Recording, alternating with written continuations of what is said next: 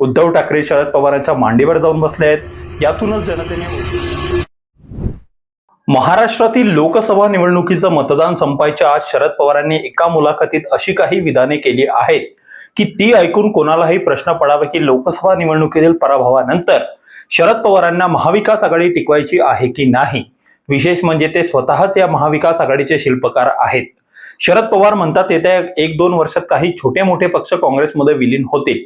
यातील काही छोट्या मोठ्या पक्षांमध्ये कोणते पक्ष किंवा गट शरद पवारांना अभिप्रेत आहेत हे मात्र शरद पवार सांगत नाहीत। मग जनतेने समजायचं का शरद पवार गट आणि उद्धव ठाकरे गट काँग्रेसमध्ये विलीन होणार आहेत? कारण तसेही लोकसभा निवडणुकीनंतर महाराष्ट्राच्या राजकीय क्षितिजावर या दोन गटाचं अस्तित्व शिल्लक राहील का हा प्रश्न मोठा आहे। शरद पवार यांनी आणखी एक विधान केलं आहे की महाविकास आघाडी स्थापन झाल्यानंतर एकनाथ शिंदे यांचे नाव पुढे आले होते। त्याला आमची किंवा काँग्रेसची हरकत नव्हती, परंतु त्यावेळच्या अखंड शिवसेनेत एकनाथ शिंदेंच्या नावाबद्दल एकमत झाले नाही आणि तडजोड म्हणून उद्धव ठाकरेंच्या नावावर शिक्कामोर्तब झाले। यातून शरद पवारांना नेमकं काय सूचित करायचं आहे? शरद पवार आवर्जून हेही सांगतात की आमचे आणि एकनाथ शिंदेंचे संबंध चांगले आहेत। यातून शरद पवार उद्धव ठाकरेंना इशारा देत आहेत का की आम्ही तुमची साथ सोडून एकनाथ शिंदेंसोबत पर्यायाने आणि भाजपसोबत जाऊ शकतो। परंतु प्रश्न हा पडतो की उर्वरित महाराष्ट्रातील मतदान पूर्ण झाल्यानंतर आणि फक्त मुंबई, ठाणे, कल्याण, नाशिक, दिंडोरी मधील मतदान शिल्लक असताना शरद पवार यांनी अशी विधाने का करावीत? खरं तर 5व्या टप्प्यात होणाऱ्या मतदानात शरद पवारांचा एकही उमेदवार नाही।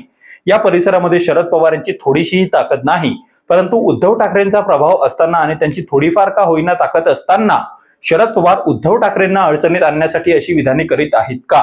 शरद पवारांचं 5-6 दशकांचं राजकारण पाहता शरद पवारांसोबत गेलेल्या पक्षांची काय अवस्था झाली आहे हे उभ्या महाराष्ट्राने पाहिलंय।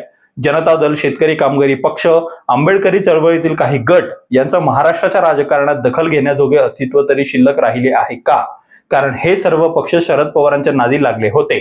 त्यांनी आपणच आपल्या पायावर कुऱ्हाड मारून घेतली होती।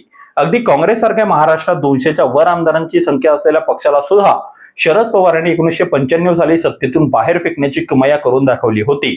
उद्धव ठाकरे शरद पवारांच्या मांडीवर जाऊन बसले आहेत।